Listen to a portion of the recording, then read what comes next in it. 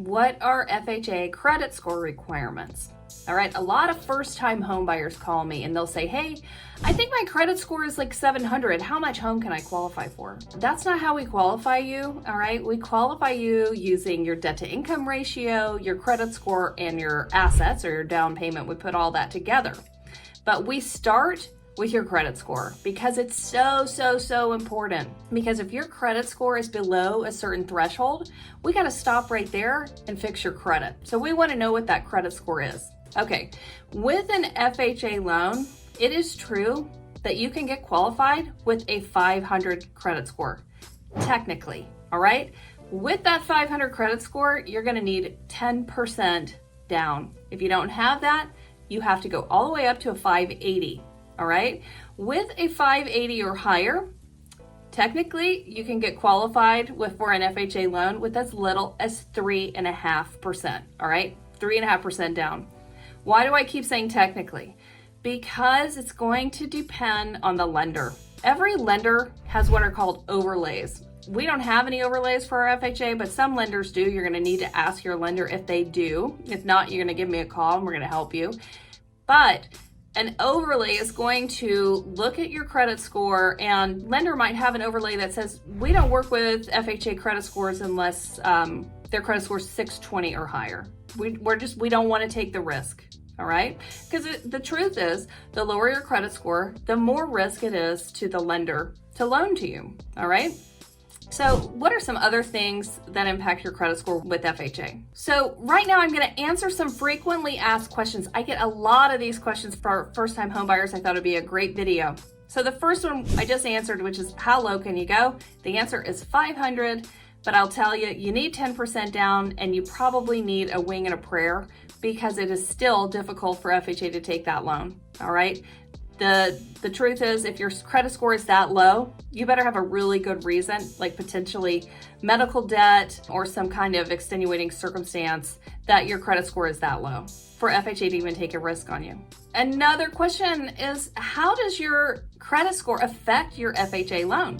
Well, there are what are called loan level price adjustments, and this is for every loan, but it's also true for FHA loans. And you can actually just go on Google and search FHA loan LLPAs, and you're gonna see a list of them. And a loan level price adjustment is, the government is making us change the way that we underwrite your loan based on your credit score. So if your credit score is lower, your rate is going to be higher, all right?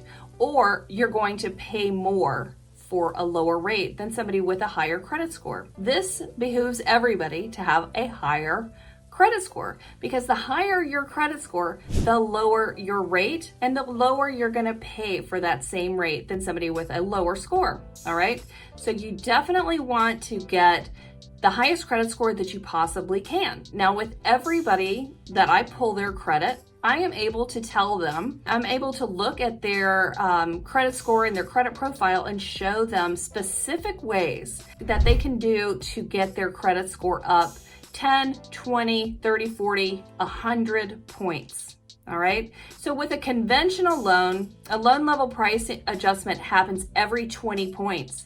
But with an FHA loan, it happens every 40 points in your credit score. So if you have a 640, you got to go all the way up to a 680 to get that LLPA, all right? That price adjustment. And you're going to want to do that. And we're going to be able to help you. If your lender's not doing that for you, you definitely need to shop around. Do not pay for credit help, especially before you're going to get a mortgage. That could really even hurt your credit more than it should. The truth is, it's really not a secret to get your credit score up. There's a few things you can do, and I'll tell you about that at the end. All right, so what about if you have had a bankruptcy or a foreclosure? That's showing up on your credit report. The great thing about an FHA loan is that you can get a mortgage, another FHA mortgage, after only 2 years. Okay, if you had a bankruptcy, you only have to wait for 2 years from the discharge date. If you have had mortgage lates on a previous FHA loan, you have to have 12 consecutive mortgage payments on time before you can get another mortgage, okay, with an FHA loan. So you're going to want to look at that, and your lender's going to want to look at that. If you're thinking, I might want to buy a home in the future, call me now. We'll take a look at your credit report. We don't even have to pull a hard credit report. We can do what's called a soft pull, and I can just look at the dates of everything. We can get your bankruptcy information, and we can cross our T's and dot our I's and make sure that when the time comes next year, that you're 100% ready, that you're not going to be like finding or needing to get out of a lease, at the last minute, and you're not qualified because you didn't know these things. Start now, and you'll be good. Okay, so before I talked about, having that 500 credit score and how you might need a wing and a prayer, but another great thing about the FHA loan is that they allow for what are called extenuating circumstances. And that means the underwriter actually can have a heart. All right, so let's say that you had to declare bankruptcy because, God forbid, you had the death of a spouse. All right, so you lost income. It obviously makes sense that a bankruptcy may follow from something that catastrophic. All right, there are other extenuating circumstances. Maybe you had a child that was born and had some disability or something like that you had to deal with, and that was priority. So it's really allowing the underwriter the discretion to look at the reason that your credit was so impacted negatively, and then they can take that and say, okay, if that didn't happen, their credit score would have been pretty good. And so they can take a chance on you. And that's what's called extenuating circumstances. You're going to want to get ahead of that. So if you can work with your lender to get pre-underwritten so that you aren't under contract on a house and then you find this stuff out, what you can do is send all of your documents to the lender. We can take a look, and then we put it through underwriting and we get you pre-underwritten. So that way we know when you do find the house that you love, you're good to go and we don't have any surprises. All right, so what about a co-borrower or a co-signer? All right, so a co-borrower is somebody who's going to live in the home with you. A co-signer is somebody who's not going to live in the home with you, but is still assuming the risk of the debt for the mortgage. And both of those are positive when it comes to getting an FHA loan, because the more the merrier when it comes to a loan. A lender loves to take that risk and spread it over to more than one person, all right? So if you have a co-borrower, if you have a co-signer, your credit profile is going to be considered stronger. So if your credit is, let's say I actually had a situation where a borrower, she had a 600 credit score because she had lost her job. All right, so that was her extenuating circumstance. During COVID, she totally lost her job. She still had 100% of her bills to pay, and she paid them, but she got behind on things and her credit took a real hit. All right, we were able to bring her father in as a co-signer. He wasn't going to live with her. He was on Social Security income. He did not make any income outside of Social Security, but because his debt was so low, having his credit profile on her application really strengthened it, and she was able to get an approval just having him as a co-signer. All right, so it's a really good thing. If you're getting a conventional loan, having two borrowers is going to get you lower mortgage insurance. Not applicable to FHA because everybody gets mortgage insurance, but it's still another good reason to have two borrowers. Okay, if you want to know how to check your credit score out for yourself, you can go to annualcreditreport.com. This is a free government website. Just Google it, Annual Credit Report. Do not pay for any credit report, okay? You can get this credit report for free, and you can actually download it. I did it myself, and I downloaded it within minutes, and I was able to look at my credit report, the actual credit report, okay? Now, it does not give you a credit score, and why is that? Because there's so many different credit scores. The credit score you see on like Credit Karma, or if you're applying for a Macy's card, that's a different credit score than what we look for in the mortgage business. I'll tell you, in the mortgage business, your credit score is almost always lower than that score, but we take into different factors. It's a totally different algorithm, but it goes off of your credit report. So get that annual credit report every year. Make sure that there's no mistakes on it, all right?